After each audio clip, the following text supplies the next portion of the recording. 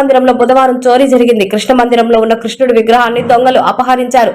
దేవస్థాన ప్రతినిధులు స్థానికులు పోలీసులకు ఫిర్యాదు చేయడంతో సంతపేట సోమయ్య సంఘటనా స్థలానికి చేరుకొని పరిశీలించారు. సీసీ ఫుటేజ్ ను పూర్తి స్థాయిలో పరిశీలించారు. కేసు నమోదు చేసుకుని దర్యాప్తు చేస్తున్నారు.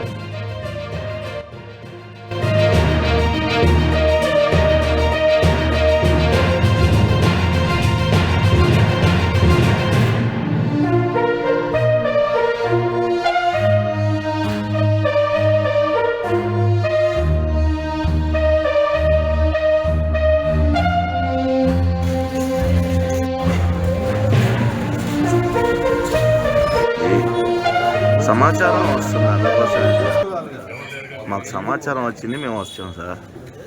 అప్పుడే వీడియోలో